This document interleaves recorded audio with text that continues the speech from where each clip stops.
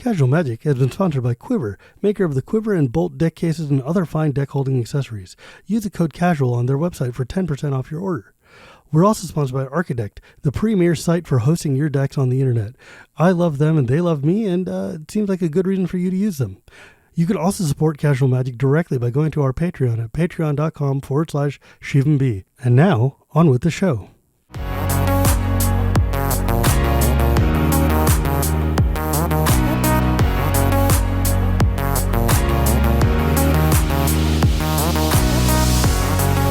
Hello and welcome to Casual Magic, the show where we talk about the fun side of Magic the Gathering.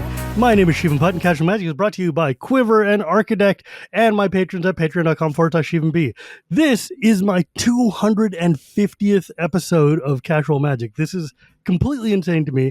The longest running thing I have ever done in my life, short of being married or having like a real job. This is like consistent week after week, and I'm grateful to everybody who has listened and joined me for all these times. I've only missed 1 week in that whole span, which is insane. I have like hardcore ADHD and hard time finishing projects and stuff, so the fact that I've actually continued to maintain to do this rules. Off the top, I will very gladly offer my thanks once again to Professor of Tolarian Community College, Tappy Toe Claus, and Olivia Gober-Hicks for telling me to start my own show. It turned out to be a smart idea, and it has worked. So, and thank you all for listening who have joined me for this entire stretch of talking to infinite people in and around Magic, which is weird. Like, there are people in Europe who listen to me, and in Asia, and in like the Americas, and that's wild. And I'm glad that you guys all enjoy talking about Magic. Today, though, I'm really excited because, as you can see, I have the worst mechanic in Magic with me, partner pairs. I have, I didn't even ask you what you guys' jobs are, but Matt Tabak, who is Matt Tabak and like, I guess, editor of Magic stuff, and Jess Dunks, who's the rules manager, because I'd asked Blake if I could have Tabak on my show because I'm like, oh, Tabak's funny. It would be fun to talk to him. And he's like, I'm funny. Please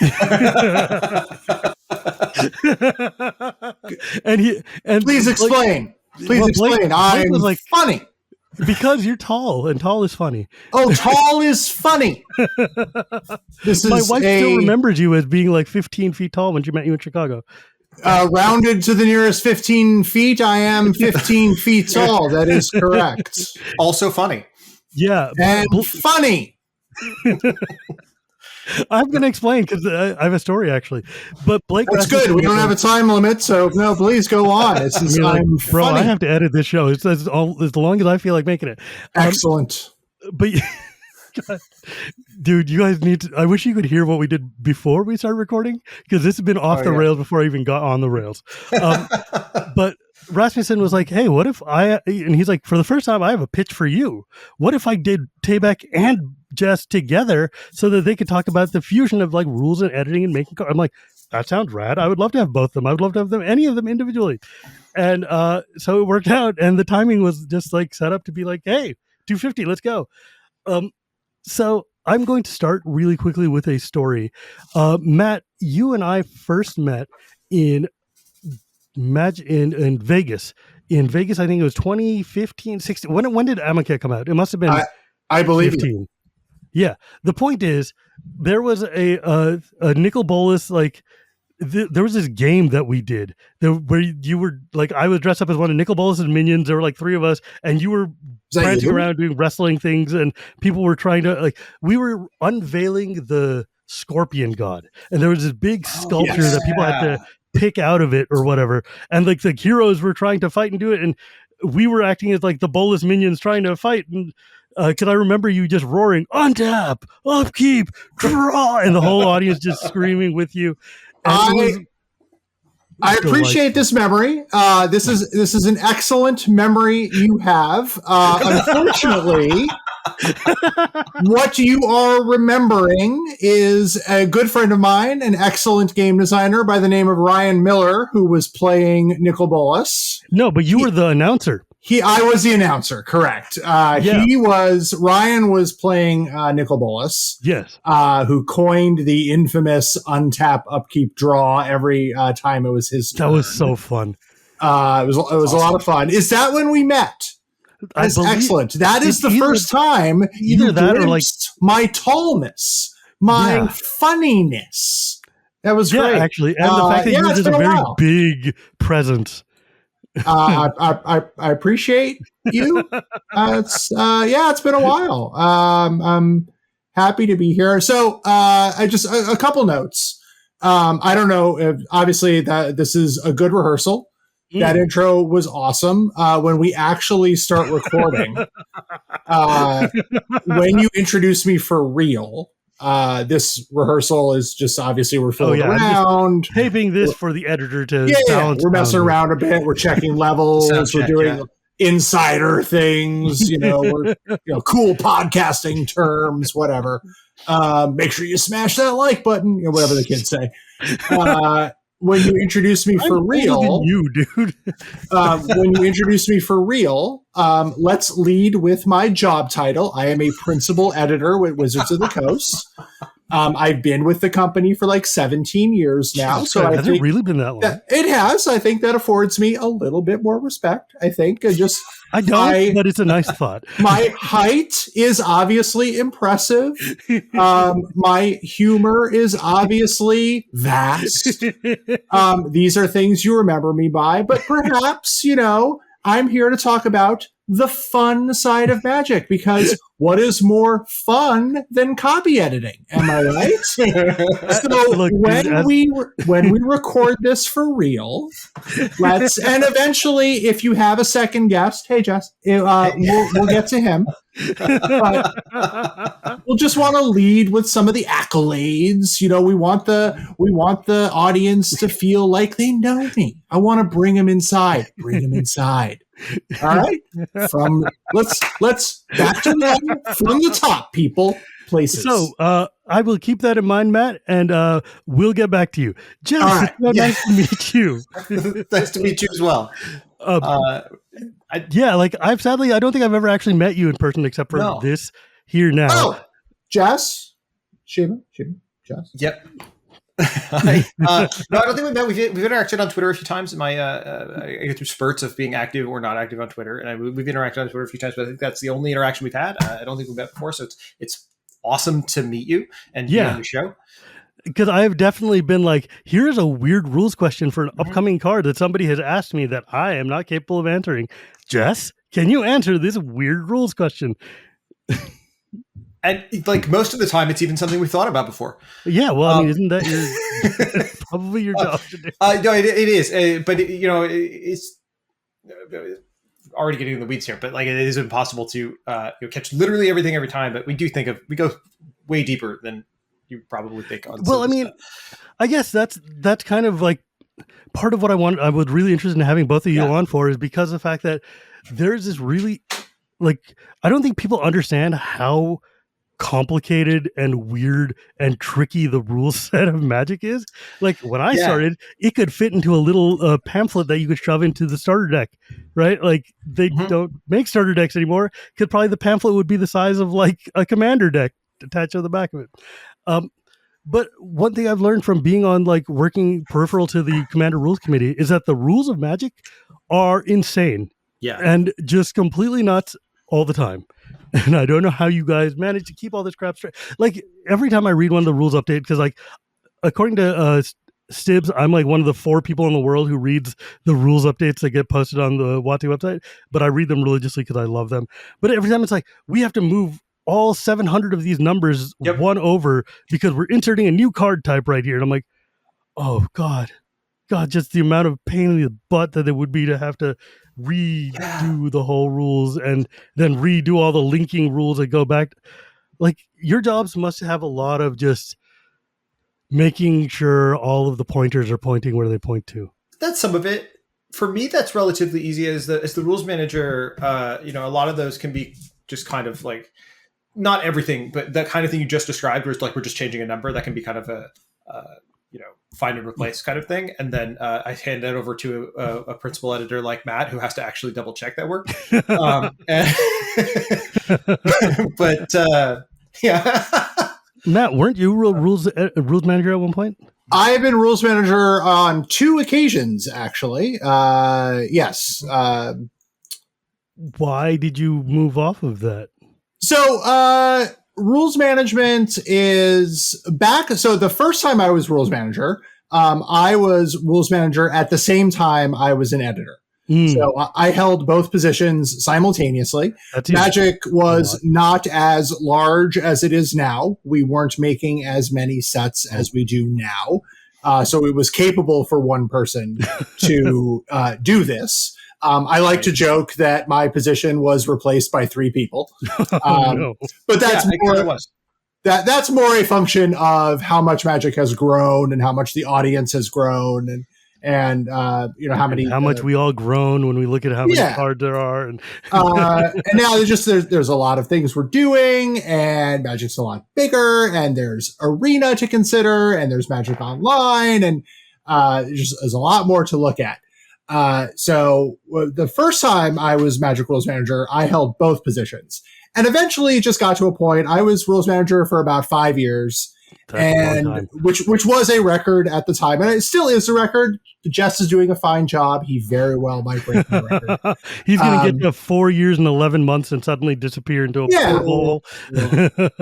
And one of the great things about working at Wizards is that, especially inside what used to be called R&D, is that there are basically infinite opportunities to do things outside of your core job responsibilities. Like if you want to be on a design team, but you're not a, quote unquote game designer, there will be an opportunity for you to do that. And I just wanted to do other things. Like I was very happy with my core job responsibilities as an editor, but I just wanted more time to do stuff. And I had about 175% of a job. So we eventually just found a very qualified person to take the the rules management responsibilities off of my plate, those transitions off. And then I became just an editor with enough time to pursue some side projects like being on design teams or being on development teams or, doing some creative text writing, that kind of thing. That person then moved on outside the company on kind of a short-term basis. I became the rules manager a second time, just on an interim basis. As in, like, we need somebody here till we get somebody. Yeah, you know how to do this, so handle it. Rules manager is a very specific job, set of skills, like not only just from the like technical writing aspect of it, but you really need to know and understand Magic. And just the kind of global pool of applicants for that position is pretty small. So I took it over again on an interim basis until we could find a permanent replacement. And that permanent replacement was one Jess Ducks. Handy that. Who I believe is the only Wizards employee that I am aware of whose name is a complete sentence. That's quite the accomplishment. That's what I was going for. Or your parents. Yeah. Before we get too much into weeds, there are 2 points I'd like to make about the rules of Magic. And I'm assuming that everyone listening to this podcast is at least somewhat familiar with the game. They probably play Magic in some respect. They may not be a tournament player, but they probably play casually, if you will. Maybe they play Commander. Maybe they draft. Maybe they've never played at the Pro Tour level. My listeners tend to be mostly Chandelar players. Chandelar is awesome. There are some rules in that game. Probably there are some rules in that game. They don't always reflect the rules that we know of as Magic, but there are some rules in that game. Like Arzacon fans in the house. I don't know. So here's the thing. Unlike most games, the rules of Magic are designed so that you don't need to know the rules of Magic. Yes. It's true. Go ahead, Matt. Sorry. Yeah. Hopefully, if we're doing our jobs right, you can just play with the pieces and figure it out. And if a situation comes up and you're not quite sure what's going on, reading the card explains the card. A wise man once said, I have a story about that with Prof. Anyway, your best guess is probably correct if we're doing our jobs correctly. But also, many of your listeners may not be familiar with the full comprehensive rules. So I thought, as a special treat for your 250th episode, why not read them the Magic the Gathering comprehensive rules? So, if I may, these rules are effective as of July 30th, 2024. We're going to use the current version. Introduction. This document is the ultimate authority for Magic the Gathering competitive gameplay. It consists of a series of numbered rules followed by a glossary. So here's the thing, and you already know this, but I'm going to point it out. Nobody should ever read this document straight through. I'm completely serious. It's a fantastic reference document when you go, I need to know how exactly this thing interacts with this other thing. You can look it up. You can figure it out. Nobody should ever read this document. Dude, the only way I interact with the rules is I type in like the rules interaction I'm looking for plus wiki, and somebody will have typed it up on the MTG wiki and solved it for me. Okay, so here's a little thing for your editor, right? So we're just going to, in post, we're going to do this thing 6 hours later. 7:01. Stop laughing. Okay, here we go. From the top, take 2. 6 hours later.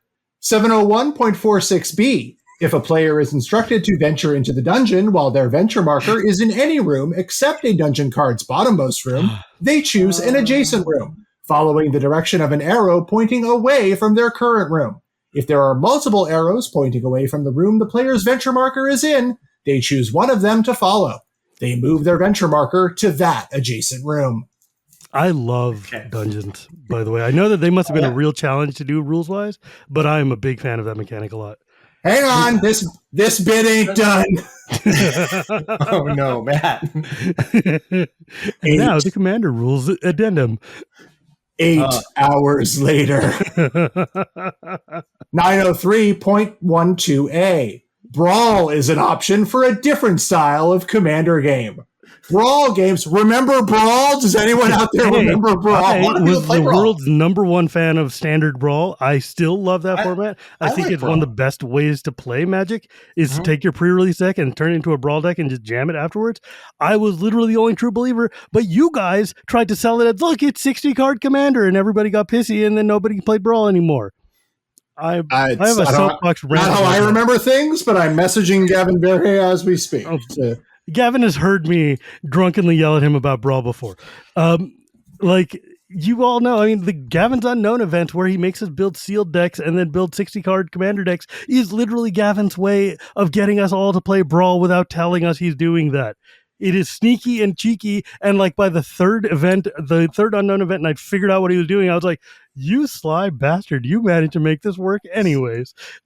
Man is sneaky. I love Brawl. It's so much fun. And then I'm so mad because Arena turned Brawl into just dual Commander, and I'm like, I've got dual Commander. I don't want dual Commander. I want Brawl. Anyways, that is my rant for Brawl. Brawl was best, by the way, during the era of Kaladesh and Amonkhet and like Dominaria 1. It got tanked by Arcane Signet. RIP. Anyways. I actually really like Arena Brawl, just personally. I'm not even doing the bit where I'm like, oh, because Wizards, like, I actually really like just like the ability to jump in and play a Brawl game on Arena. But also because I get to use some of the alchemy cards that I couldn't possibly use in actual paper Magic. But that's mostly because you can now in Mystery Booster too. What's that? Oh yeah, fair. All Mystery Booster cards. Oof. Oracle of the Alpha. Yeah. Okay, so I'm just going to skip ahead 20 feet first. Oracle of the Alpha. Oracle of the Alpha. Card's adorable. Have you ever sat through a stack of 15 time walks?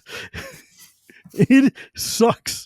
It sucks so much. No. To answer your first question, no. Yeah. Have you? Like, legitimate question. Have you 15 time walks? That sounds like an incredible story. Dude, when they start just churning out time walks and then time twisting and then bouncing the freaking Oracle over and over again to flicker it and just stack their deck full. I mean, look, like 6 of those cards end up being air because you only need so many moxes on the table, right? But just getting time walks and time twisters to go over and over and over again is really 104.3a. A player can concede the game at any time. Yeah, you know a player who concedes leaves the game immediately and is free to leave the table. They can go outside, go to the store. Funny thing about that specific rule, though, do whatever they want. There is serious petitions from Commander players who have been asking me to ask the rules committee to make it so that people can only concede at sorcery speed. And I'm like, you cannot hold someone at a table if they want to leave.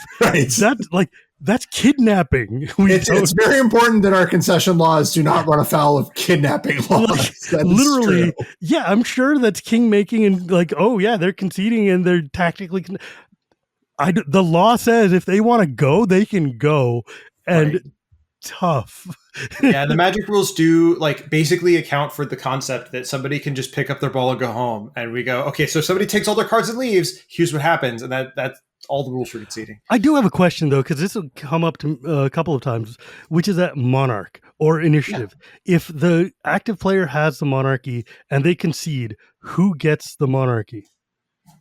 I believe it's next player in turn order, isn't it? Yeah, that would be. I'm going to double check that I'm telling you the truth because I don't want to misspeak here, but I believe it's the next player in turn order. I believe we built that in.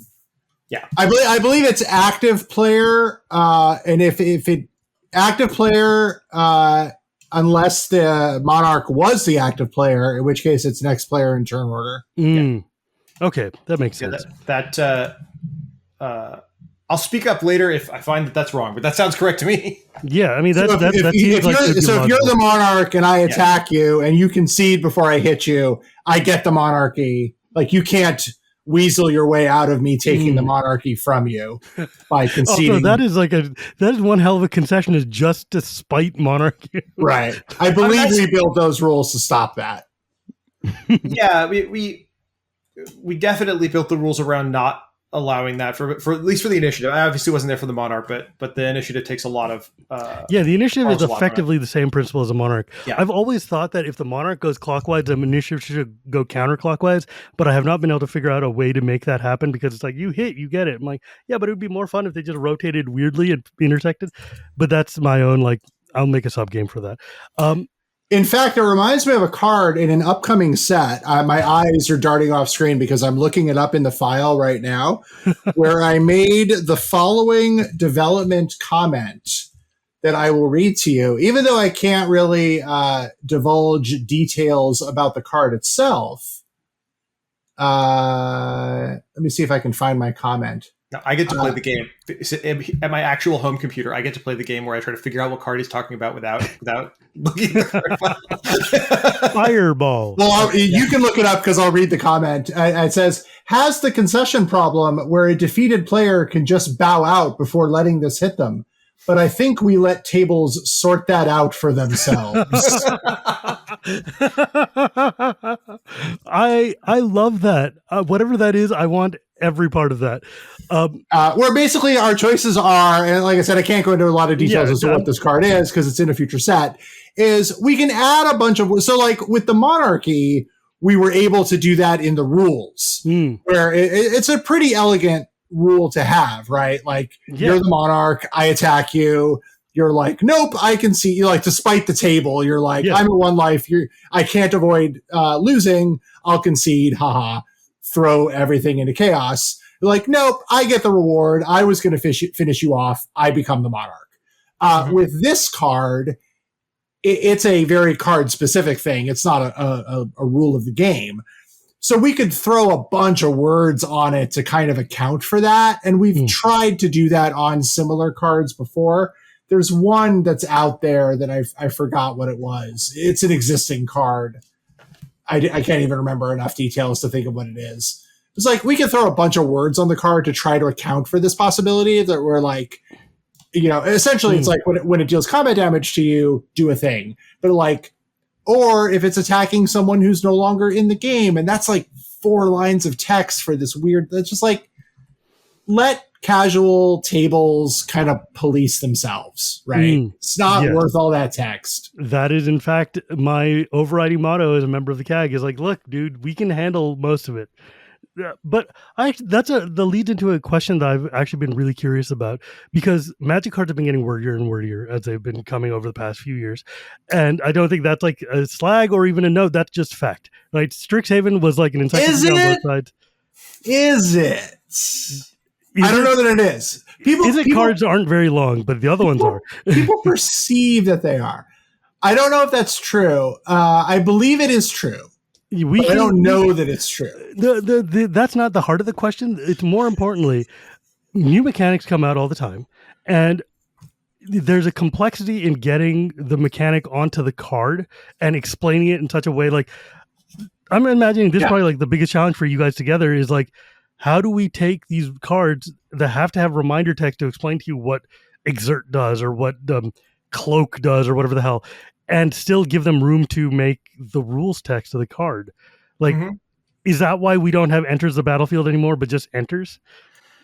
No, that's not that. Those are not directly linked in that way. But I will say that it is an ongoing challenge and an ongoing thing we discuss on a regular basis. What does the reminder text on this mechanic look like? How is that clear? Is that thing we made short or true enough to be the reminder text for it, and have that discussion pretty in depth and regularly about new things that are coming up.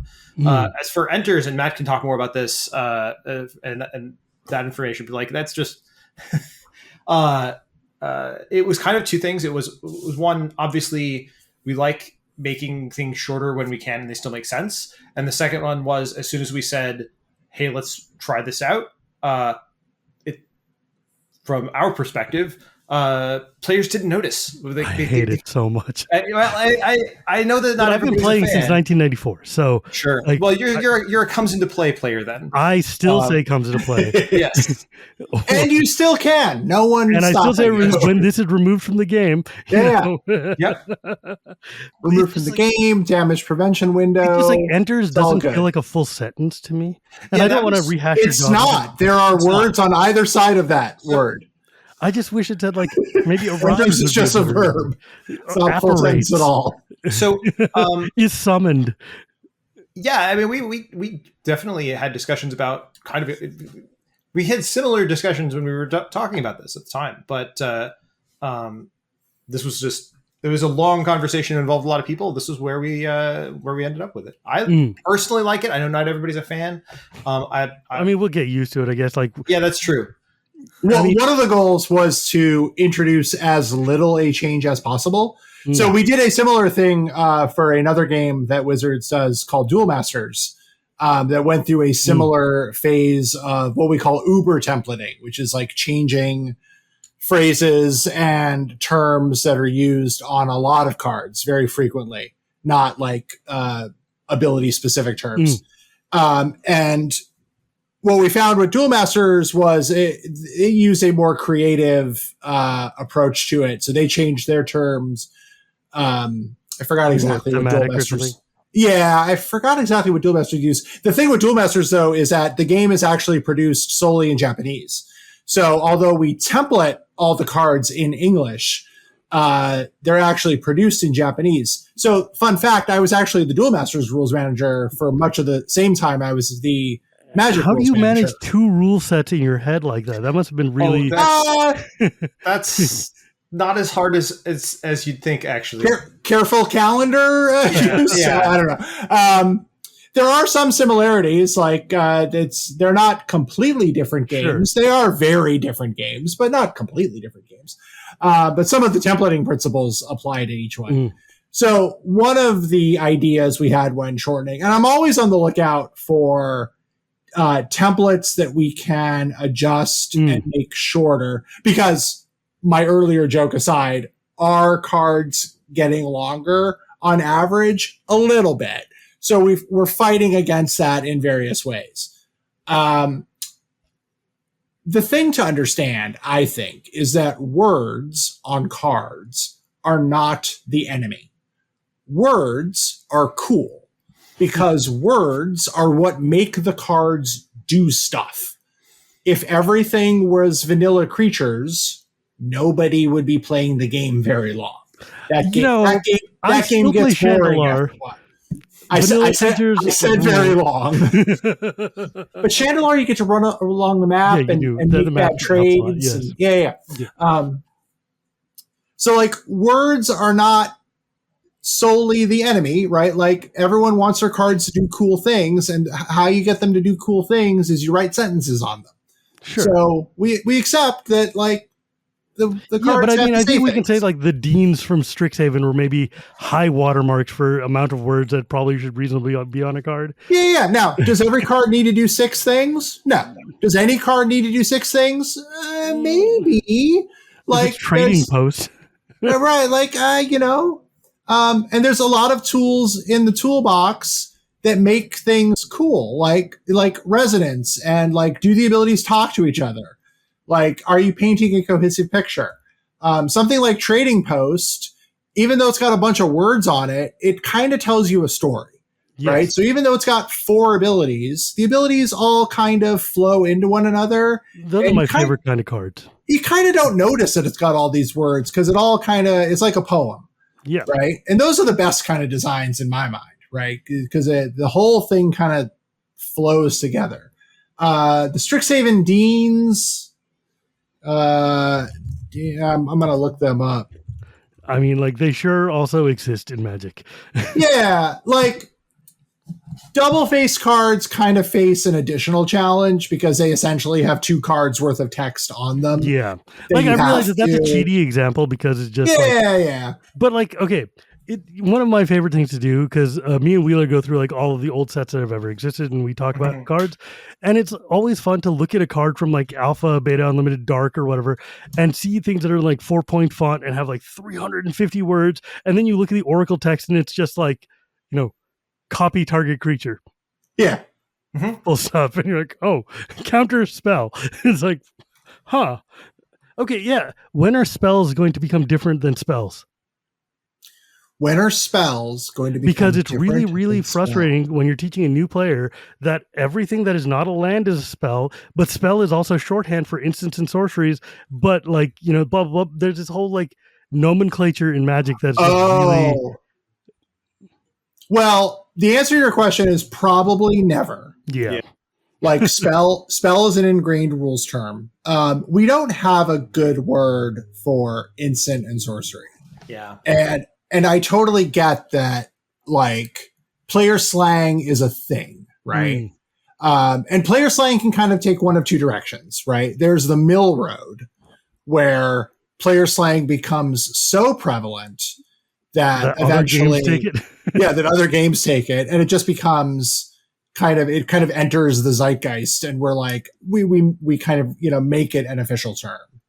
And then there's the other road where, like, using spell as shorthand, like either using terms not in their quote unquote correct way, or using, like, I'll say, terms that we wouldn't officially sanction, that I'm not going to say out loud in a podcast medium.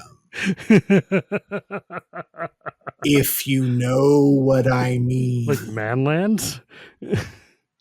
Okay, that's a good example. You just jump right out there. That's good. Like, well, that's a good one, right? Like, that's a term that's kind of future lands, but like manlands is a term that's just kind of fallen out of favor for various reasons, and 2, just kind of inaccurate to begin with, right? Yes. So it's just not a great term for several reasons. Have you ever thought about trying to define what ramp means? Because that's a good way to get a lot of Magic players angry at you.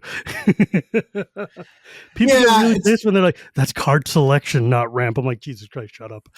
Please just get off being pedantic. How many pedantic people get at you guys for rules notes? 742. It's weird. We have a list. Okay, I'm going to ask actually an entirely pivoted question. In Bloomborough, one of the coolest effects or coolest cycles was that seasons of cycles. The seasons, they had like the 5 paws that you get, and then you get to pick some number of them. Yeah. like that must have been a fun project to figure out how to I mean, rules wise, it seems very easy. You get 5 units of thing and you have to distribute them through this card.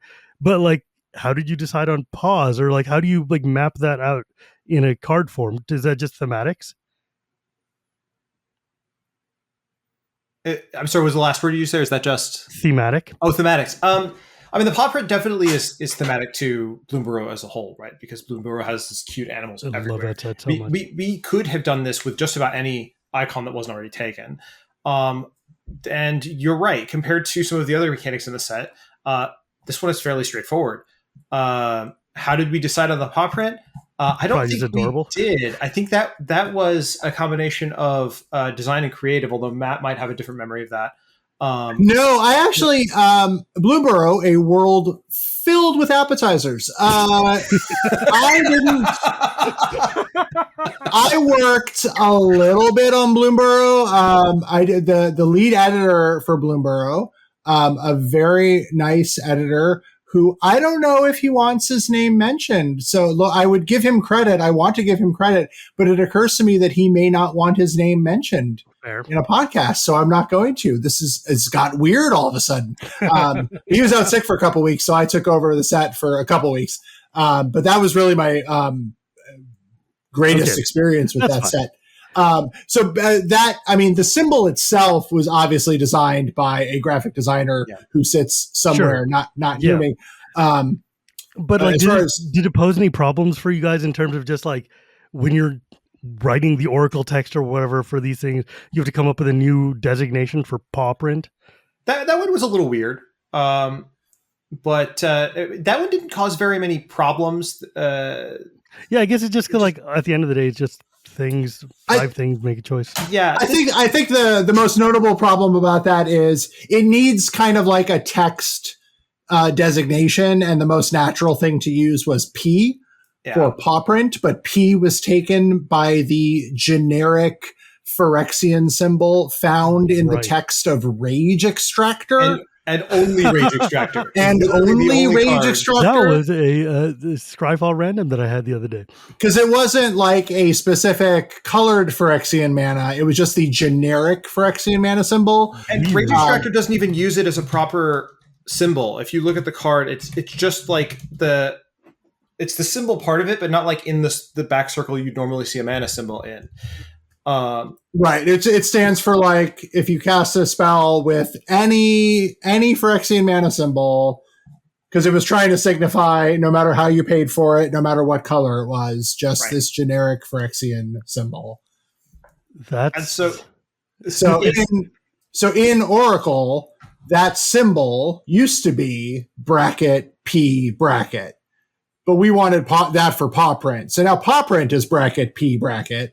And this one became, I think, bracket PH bracket. No, this was actually just H. There were some technical reasons to use one letter, but we ended up with just H. And so this one changed. We changed it under the hood in the rules, but as it only affects one card, like the actual impact of that, incredibly small. Yeah, but that must be super annoying that these cards has just locked this letter off. Yeah, well, I mean that kind of thing happens all the time. It's I mean not necessarily letters, but it's very common for design to say, I want to do this cool thing. And we go, okay, but we did this other thing years ago, and these things now conflict. So we'll have to do something. Oh yeah. Like for instance, there's like an old counter from like Legends or something, like song counters or something. And there's a new card or lore counters, or no, gold counters, wasn't it? Like Orification had like gold counters that had to be changed to a different word because of that's come up a couple times. Yeah, I don't know if that specific example, but the example that comes to mind for me is the card Palatian Accord, I think it's called. Yes, Palatian Accord. Shield counters. Shield counters, that's what it was. Yeah. The Palatian counters, we went through all the design for, I think it was S&C that had shield counters, introduced them. And we went through all the design for that and got very near to the end and went, wait, hold on, but the shield counters are already on this other card. And so the options were either come up with an entirely new name for this perfect counter. Mechanic name. Well, there are basically three options, right? They're basically come up with an entirely new name, change the old one, or don't change it and just let them be shield counters, which we did not do, obviously. But like those were our options at that moment in time. Must have been. Those are like the fun things when you guys have to like you're digging through Oracle and you're like, oh God, why does this exist? Yep. This is the dumbest card ever, and it's hindering an entire brand new thing for a card that literally nobody's ever going to play, but now they're going to do it out of spite. We very rarely run into a position or a situation where we just can't do something because of old stuff, but we frequently run into a situation where we go, well, we can't quite do it exactly like this. We have to change it a little bit. And that's a very common situation. I think that's part of the fun of the job, honestly, is having to work. Magic has a ton of freedom in this design space, and there's a ton of available design space for Magic, but there's also a lot of stuff that's already taken, and having to figure out where all those things work together and how they work together and how they can and can't. In addition to being job security, it's super fun.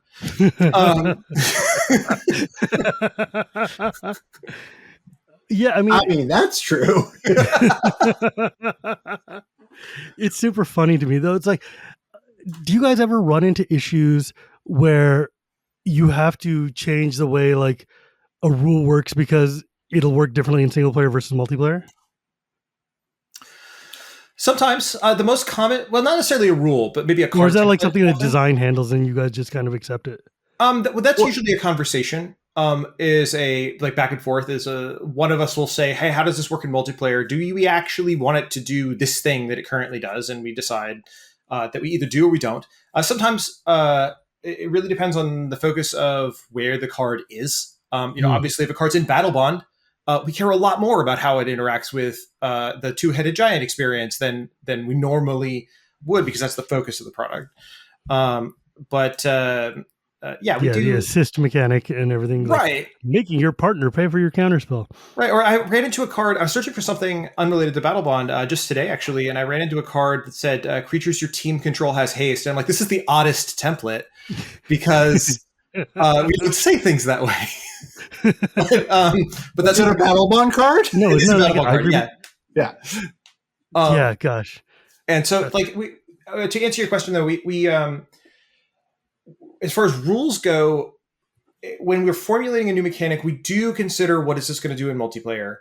And we want to consider whether there's going to be a particularly bad thing or a particularly good thing that's happening in multiplayer. But whether or not that's the focus of the decision partly depends on what the card is for or what the mechanic is for. Yeah, because I'm assuming that when you guys have to, like, when they come up with a new mechanic that you have to work with, you have to think about like paper, then you have to think about single player versus multiplayer. You have to think about like the sundry formats it might impact. And then also like, is this physically possible to do in Arena or in Magic Online? Or are they going to have to decide on how many infinite piles of emptiness for like, Goblin Game or Pixels of Pandemonium? Yeah. We keep an open line of communication with the developers for Arena and Magic the Gathering Online. At this point, we have a process where we have like review check-ins where they look at the cards and we look at the cards and we talk about it. And they say, please don't make us do this. Sometimes, obviously that's paraphrasing, but they very, very rarely say please.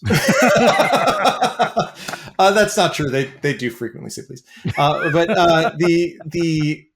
The point is, like, that's a conversation, right? The whole way through, because it takes a long time to make a Magic set. The whole way through, the whole thing is push and pull. It's the designer saying, hey, can we do this? And me saying no. And them saying, hey, can we do this? And me saying, no, it doesn't really go like that over and over again. But we do go back and forth on what we can do. And then the same thing happens when we get to talking about, can we do it in multiplayer? Can we do it on Arena? We have different groups with different interests within the studio, and it's a very collaborative effort. I think the core of your question was kind of, do things get changed for multiplayer? To some extent, yes, because we want to consider the holistic Magic experience as much as possible. It's much more likely to impact actual card text than it is the news. I guess that's true. Because like the card text itself, you can change like single player to every player, or I'm just waiting for you guys to one day come up with like the multiplayer Thoughtseize that's going to be like every other player look at their hand and take out a card, and it's going to be like miserable for all Commander players for all time. I wanted to actually Oh, I was going to say, before you move on to your next one, like a big thing actually that kind of a power knob that development uses is targeting, right? Like whether it's something targets an opponent rather than all opponents or each opponent, depending on what the specific effect is. That's a thing they'll use a lot to kind of set power levels. That is a rules issue that I've definitely run into, of the difference between target a thing or choose a thing or put a card into play. Like, I don't know if there is a good way to explain put this card into play without playing this card. Because for like when I try to teach new players, the difference between put and play is a significant one in Magic. But in a layperson's mind, it's like, I'm just putting it into play. And like, no, you're not playing the card, or like this doesn't count for landfall versus this. That must be a real humdinger of a difference you guys have to fiddle with. It's a knob that they can mess with for what they want the card to do. That we can say, okay, we do this or that. I sympathize with the teaching new players that. It almost feels like it would be easier if instead of put it into play, it just said cheated into play.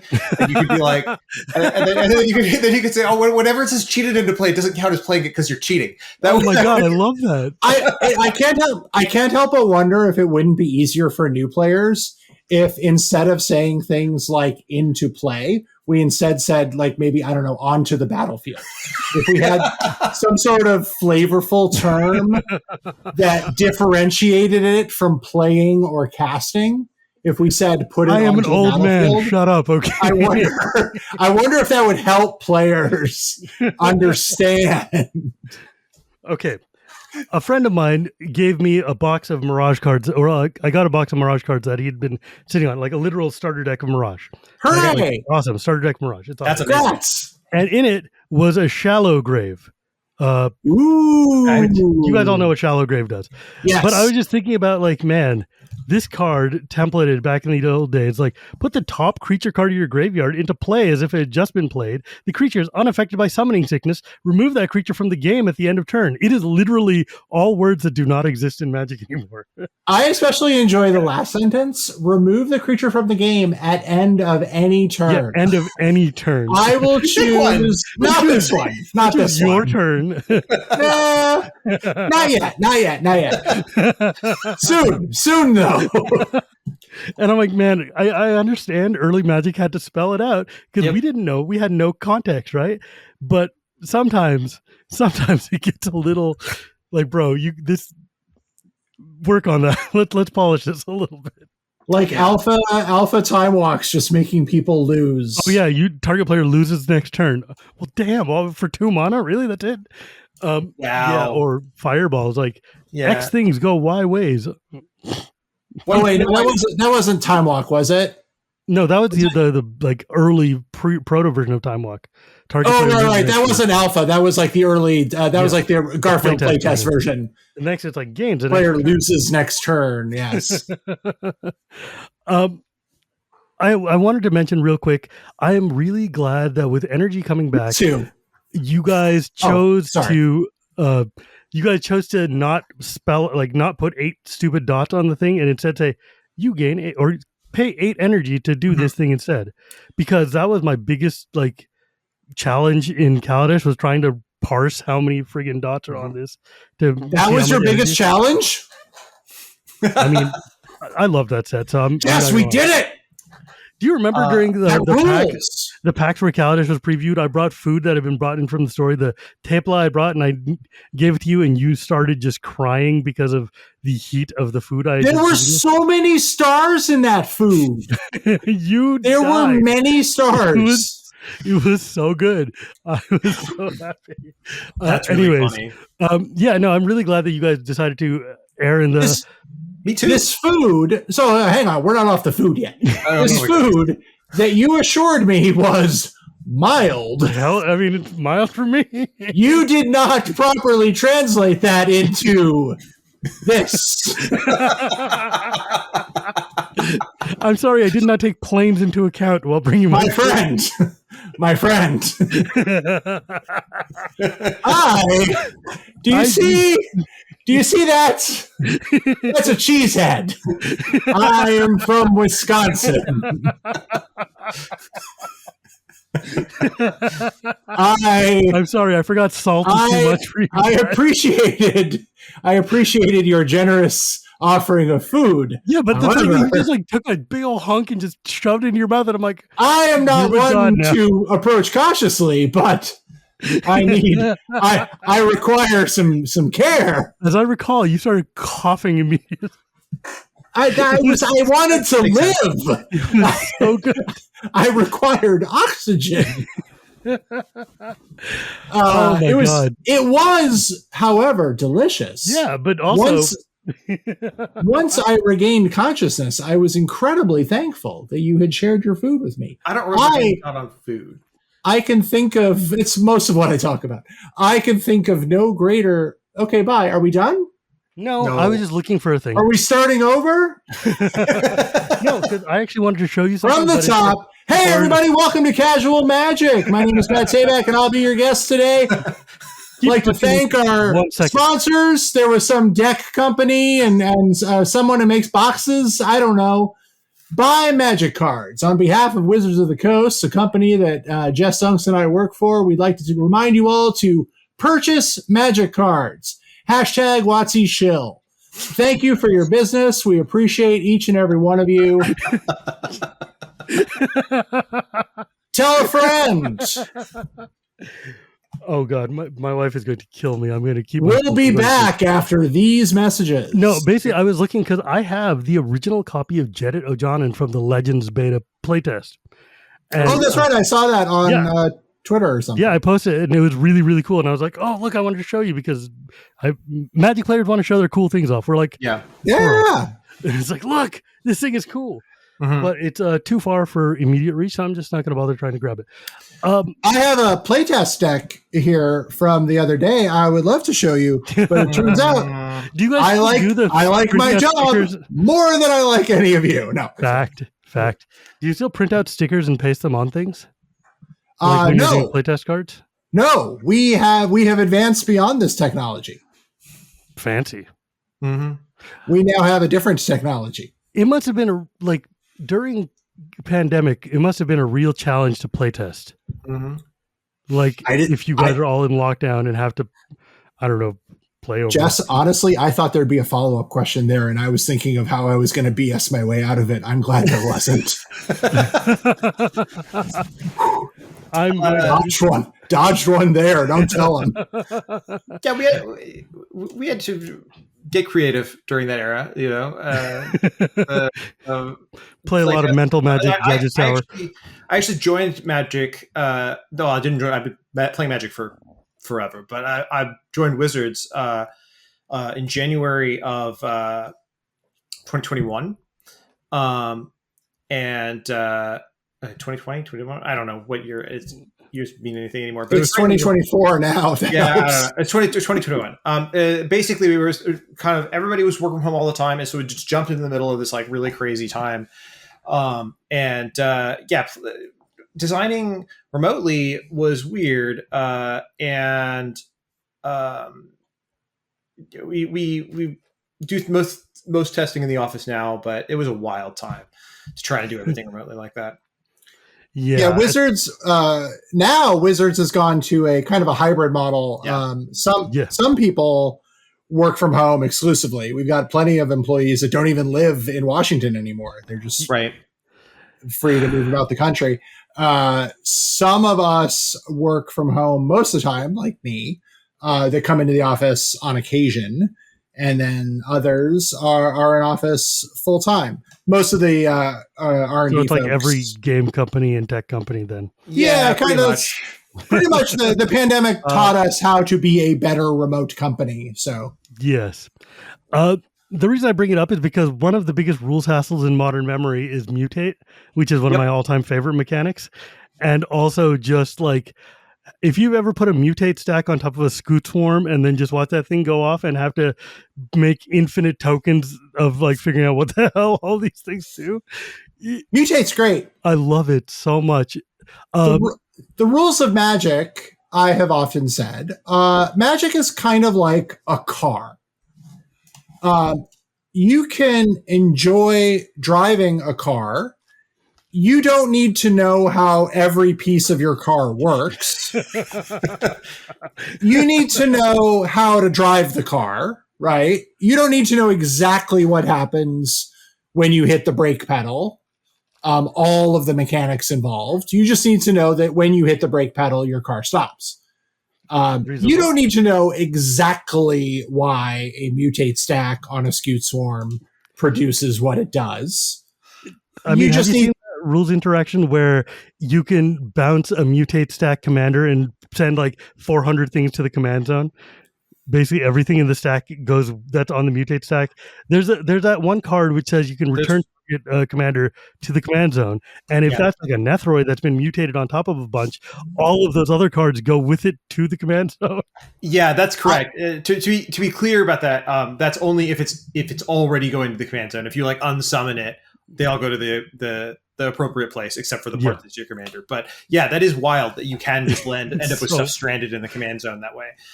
I remember somebody posted an image of like a 40-step process by which they put their entire deck in the command zone. And I was like, this... I have never seen anything even remotely close to that. And do you know why? Because you're smart. 104.3a, a player can concede the game at any time. Look, man, I love Nethroid. I'm not going to freaking concede. I'm just going to suffer badly. What if the player... Mutate rules. Mutate is great. It's got a lot of weird stuff because it's the first time, really only time, that we've taken things that are already on the battlefield and combined them with something else. And it just creates so many weird situations that it's there's a lot of just strangeness that can occur because it's new and wild. Yes. And also I think it also as you mentioned, it came out kind of during the pandemic time, and there wasn't really a lot of paper play at that time, for which a lot of people were very grateful that was mostly done. I think we were robbed of the experience of having a judge call at a tournament where somebody has mutated onto their opponent's creatures, and you have to figure out what you're supposed to do with that. Oh no! Like I active treasoned it, and then I mutated onto it. What do I do now? You weren't allowed to do that. Yeah, but I did it. Now what? That's the judge call I've never seen that I kind of wish I had. Oh no! Is it because the other player still owns it, even though you control it? So we built some guardrails in to stop you from having an object with cards owned by multiple people. Otherwise, as we were talking about earlier, when somebody wants to take their ball and go home, you have a problem. Unwind that whole step. Okay, so I guess I want to kind of relate that back into, so like one of my pet projects when working with the CAG and with the rules committee is trying to bring more silver border stuff back into like Commander, because it's casual. It, like, for the most part, it's nebulous. It doesn't matter what you're playing as long as your friends are down with it. And there are cards in like unstable that are just really cool and really fun to use, like all of the host augment stuff, or like the dice rollers that were all reprinted in AFR or whatever. Have you guys ever thought about doing anything to try to integrate? Because like I'm a believer that if I own a card, I should be able to play it in at least the most casual format. That is something I've not been able to convince everybody else of. I'm working on it. However, have you guys ever officially sat and thought about like ways you could try to integrate, I don't know, mystery booster cards or silver border cards or whatever more into like these casual tabletop-y type things? Well, I mean, so one of the Tabak is looking at me like I've asked him to run over his own kitten. Matt's very ready for this question, I'm sure. I'm just musing on how happy I am not to be rules manager right now. So the first thing I want to say is, as Mark Rosewater is very fond of saying, that uncards are Magic cards. It's not that they're this separate game that exists by the side. If you want to play with uncards, you should. They do sometimes create situations that aren't currently covered by the comprehensive rules, and I think that's what you're alluding to. Is there are some cases where there are cards that don't work. However, there are some uncards that either do fully work in the rules, they're just silly, or they didn't at the time they were made, and they now fully work in the rules, right? Because maybe we've introduced dice rolling or something like that. And I think it's super fun to play cards like that. Like Earl of Squirrel is my pet card. It's like it's got Squirrel Link, Squirrel where Link, it creates squirrel tokens for each damage you do. You guys have created cards that do a similar type of effect to that, and I'm just like, man, it's like so. There's so many cards that are like the cheese stands alone, which is literally that stupid boring card in Time Spiral. It's just like It's over there. It's standing by itself yonder. But like they're just cards that are cool. I want to use cool cards. I want people to play fun cards. So I think I think two parts of your question. Yeah, I think there are two parts of your question. One is about legality in formats, and one is about like what the Magic rules can support. I think those are two separate topics that you're touching on there. Okay. The second thing I can definitely speak a lot to, which is there are some things that we can make the rules support. There's some things that we can't, and there are many things that look like they would be relatively easy to make the rules support, but when you really dig into it, it's kind of a nightmare. It's interesting that you bring up Earl of Squirrel, because I think it falls into the last category that I just mentioned, where you go, this should be really easy to make work in the rules, but making Squirrel Link function like Life Link, which is what it's supposed to do, is for very esoteric reasons that start to get beyond what I think podcast listeners will find fun for the most part, won't really work. So we get into a situation where in the vast majority of Magic play situations, you can play this card and it will be fine. But there are going to be cases where the rules just aren't going to be able to cover it. If you take the entire catalog of cards that fall into that category, or cards that fall into maybe slightly tougher rules space, and you go, okay, what we're going to do today is we're going to sit down and figure out how to write all the rules to make all these cards actually work. That's a significant effort involved. And this is the part that... Thanks for volunteering. Right. And this is the part that I think is important. Remember how we talked about earlier the limitations that old Magic rules put on new design space? When you have all of these old Magic cards that say, okay, here's how Magic works. This is the constraint on design space because these things aren't going to be able to conflict with one another. When we go, okay, we've incorporated all these things from unsets, that suddenly becomes restrictions on that design space. And that's not something that that we've looked at in terms of being like, well, what's the benefit of doing so? There are a couple of benefits of doing so. I definitely agree that there would be benefits, but the main benefit is that you get to go, yes, I could play with these cards, but I would say you could play with these cards right as they are. Yeah. Right now, you can play with these Magic cards, and yes, it may require you to say, "Hey, I've got this commander deck, and my commander is Earl of Squirrel. Is that okay?" And give the opportunity for somebody to say, "No, that's not okay. I don't really feel like playing with uncards." Yeah, we call that Rule 0. Yeah, exactly. And so I think that like I have Earl of Squirrel in my Kadira Caller of the Small deck, which makes a ton of little tokens because she gets very, like, my whole gimmick is Kadira, all of her little animal friends stand there and they all have Exalted and they make her incredibly large and she wins by Voltroning. And so Earl of Squirrel coming in there and making a whole ton of things, it's thematic, it fits. And Bloomborough, man, I would have killed to have an Earl of Squirrel reprint in Bloomborough as a special edition card, but that is a different issue entirely.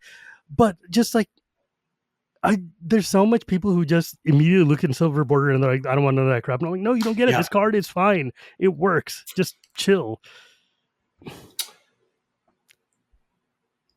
Yeah. Matt looks like he has something to say. The thing to remember, I believe, is that despite what Rosewater says, uncards are in no way Magic cards. They're practically a different game. One thing actually, Tabak, and if you want to play that game at the same time you're playing Magic, great. There's a lot of people who think Commander's not Magic. You should do that. No, none of that I was serious about. Uncards are fantastic. You wrote the reminder text for Earl of Squirrel because you know how I can tell? Because this is what it says in the Oracle rules. It's funny. If you control 2 Earls of Squirrel, Earl of Squirrels, Earl of Squirrels, and I was like, yes. Tabak wrote that one. I know immediately. Like, the ruling for that one. Yes, that was one of mine. They're definitely. I do love writing on rulings. You make them so fun. Like, thank you. I appreciate this. That is a personal favorite thing of mine to do. And big ups to the current rules team. Jess and his cohorts have followed I was certainly not the first person to write funny rulings. I am not the last person to do it. Am I the best person to do it? I am not one to say. Certainly others have said this. It just makes me happy when even the most serious parts of Magic we can take not seriously. Yep. But I will say this, not as a joke. I can't even remember what it was. I was so busy joking. I had a real point about uncards. One, never forget that no matter how you enjoy playing Magic, Wizards of the Coast, as a company, as a collection of employees, none of us, I've asked, are watching you. Sheldon used to say, like, we don't trying to Kool-Aid man into your living room, man. We don't care. Whatever cards you put in your deck, as long as, if you're playing in an official tournament, you should abide by those rules.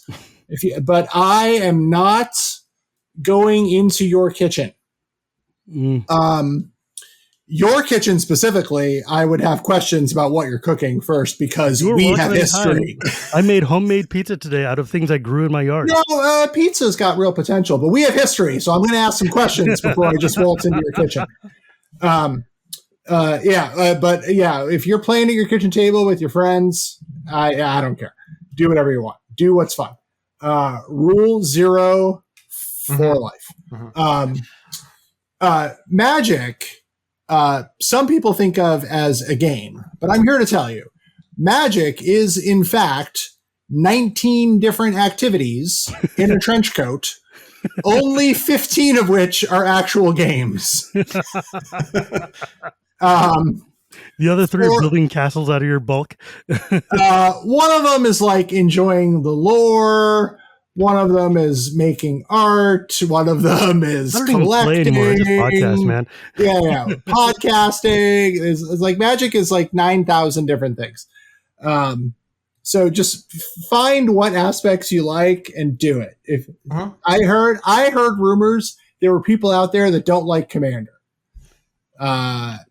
I hear from them every goddamn day. For some reason they think you're the person to talk to about how they don't like how Commander, this works. I heard you're like the captain. Let me tell you the hierarchy here, right? People are mad at Wizards for doing something. Yeah. So they go and they're like, I'm going to yell at Wizard. Wizards is a big ivory tower, doesn't care, you can't fight them.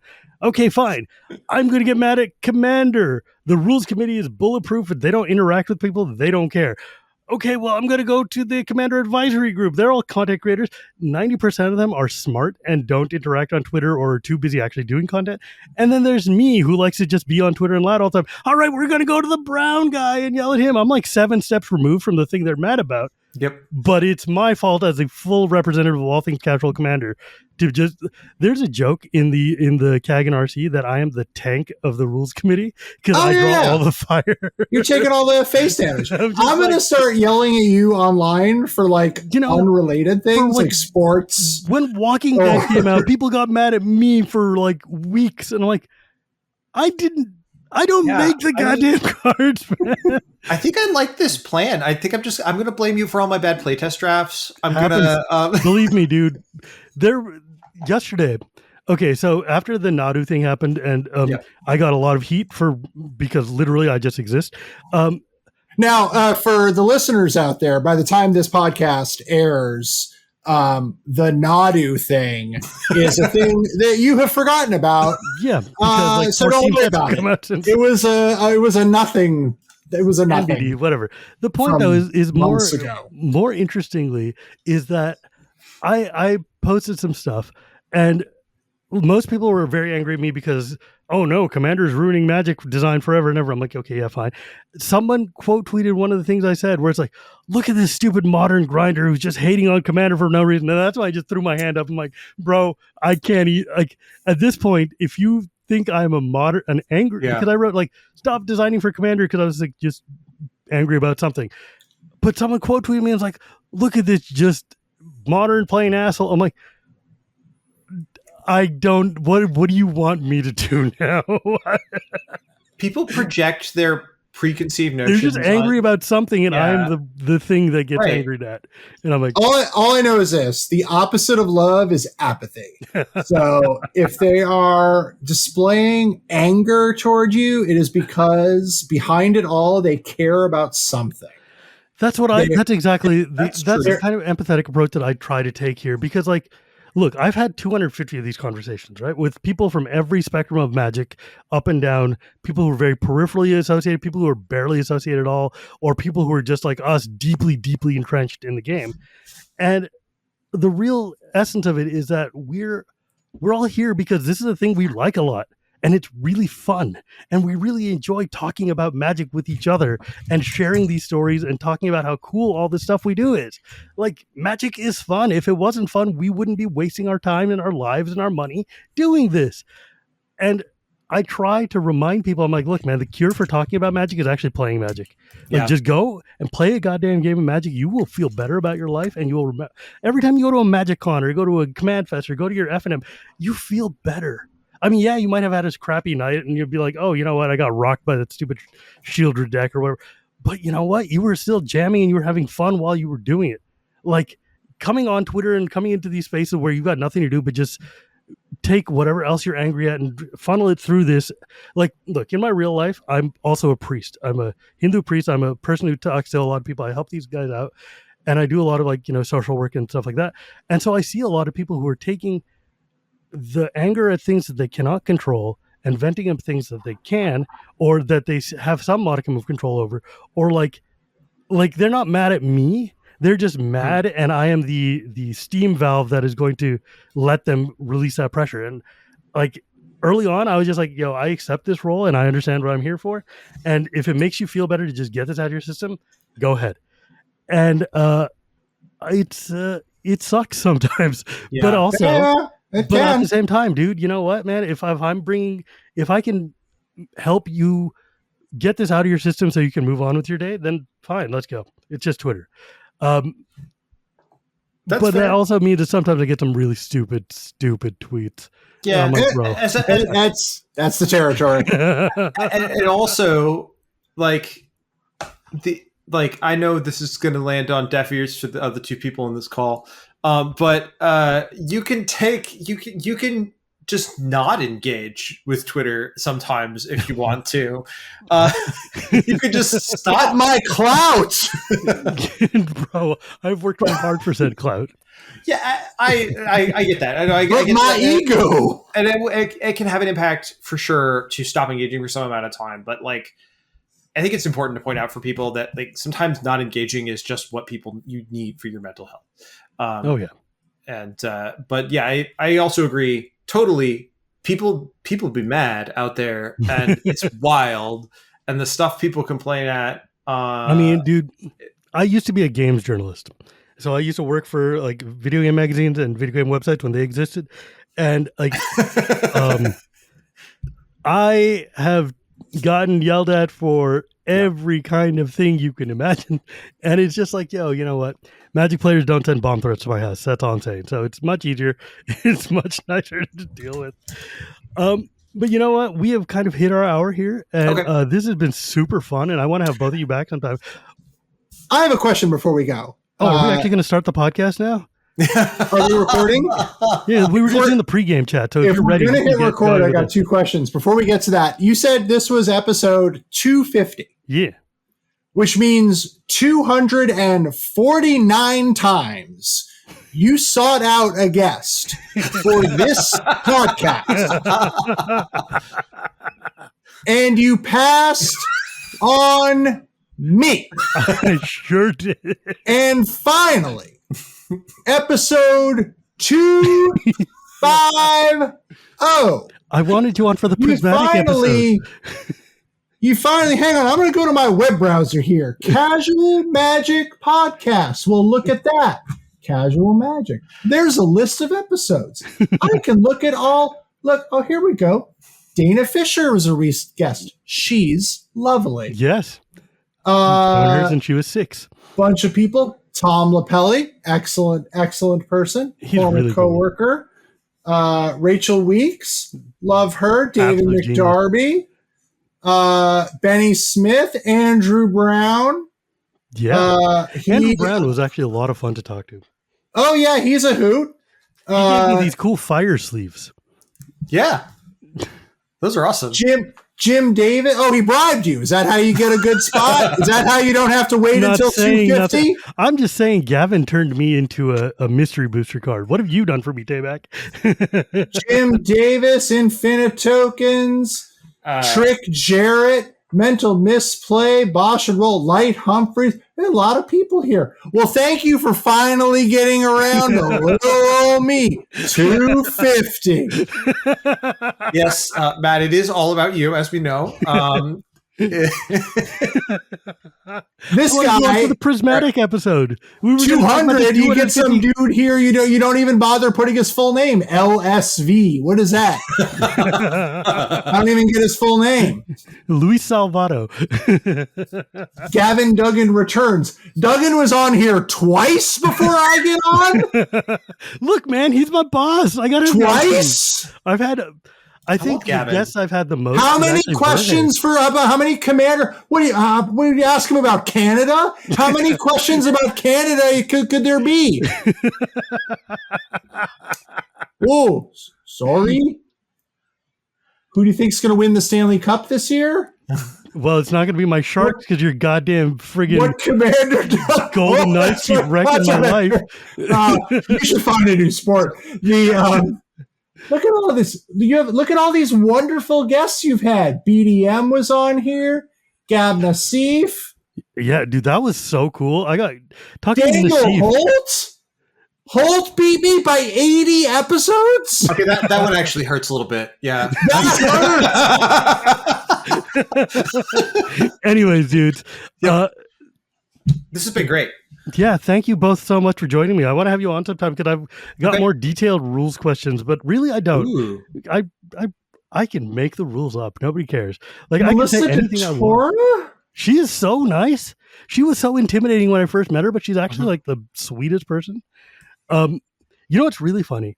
I had Carmen Klimparens on here 3 times. Once before when she was just nobody, once when she was right before going to WotC, and once after she came on. I'm like, that's really cool.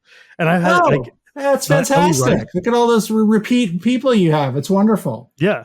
Ellie Rice was awesome. She was on when we were talking about like how magic has ruined our lives as addicts. Do I have any colleagues that have not been on this freaking show? This is also my first time. I think at this point I've actually hit most of the office. Yeah, I think maybe Michael Majors hasn't been on yet. Maybe Jadine hasn't been on. I've asked her.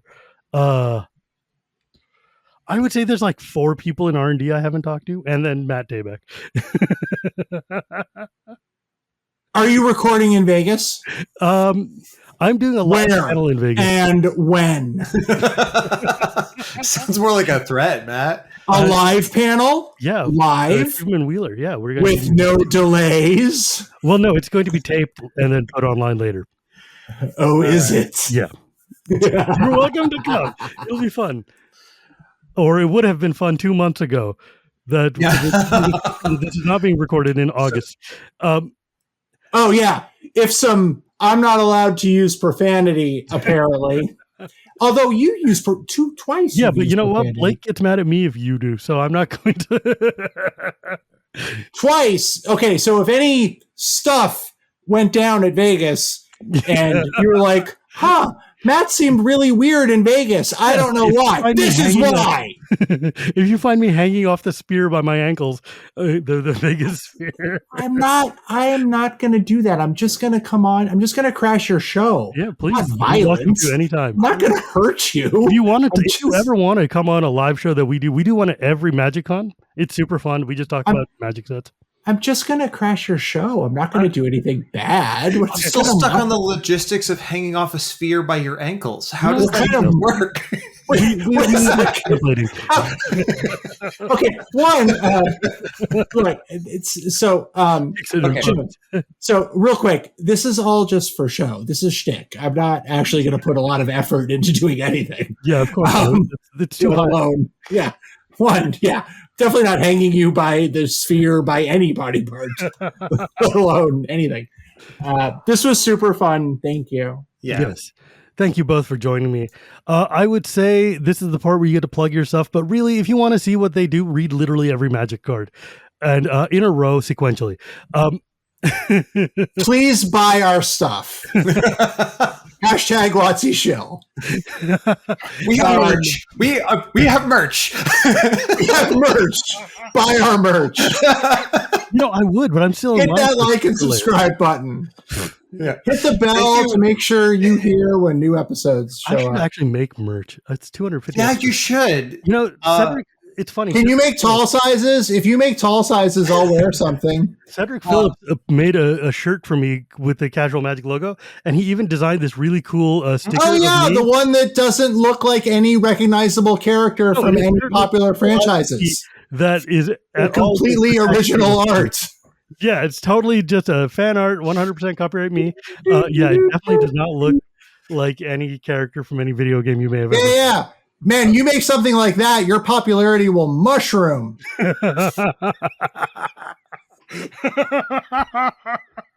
You want to one-up the competition, you get yourself some merch. We're calling it a day. Anyways, right. my friends, thank you, Matt. Yep. Thank you, Jess, so much for joining me today. It's been a real delight, genuinely. Thanks for having us on. Yeah, and thank you, listeners, for being with me for 250 of these. I can't do it without you, because otherwise I'm talking into a box and nobody cares. And honestly, I'm not sure you do care, but it gives my wife some indication that I'm actually doing something with my life. Thank you, listeners. This episode of Casual Magic has been brought to you by us. Pretty much. Though, as always, you can find me at Gear Report Gears. You can find this podcast where podcasts are sold, or on YouTube every Tuesday. Thanks to my editor, Dan. You can also see me on Shivam and Wheeler Love Magic, where me and Ben Wheeler sit and talk about literally every set ad nauseum, exhaustively, for goddamn hours. That's like our meetings. Dude, we did something like 8 hours on Legends. Just the original. Wow, a whole 8 hours talking about Magic. Sounds painful. When you have to edit it and listen to yourself back talking about Magic, yeah, it is. But remember, listening to my own voice for 8 hours, I can't imagine. Sometimes I'm like, my wife doesn't want to hear me that much, let alone all you guys. But in Europe, there were people who were like, dude, your shows are not long enough. There was a guy who's like, I drive from Turkey to Paris listening to your podcast. And I'm like, that's insane. Drive from Turkey to Paris. Yeah, I'm like, that's a long haul trucker. And I'm like, that's hella cool. And there's like people who are like, your shows are long enough to get me from Kansas City to Chattanooga, Tennessee. And I'm like, let's go. I guess that's awesome. If you want to, let's do it for the people. You want to roll another hour? I'm down. Let's go. No, probably not tonight. Yeah, well, you're welcome back anytime you want. Just us to go. What do you? I'm good. Let's grab a quick water break. Let's go another hour. I mean, I wouldn't let Matt outdo me. I'm just saying. I would. I'm down. Anyways, dudes, thank you all so much. And remember, my friends, it's not magic without the gathering, and we'll see you next time.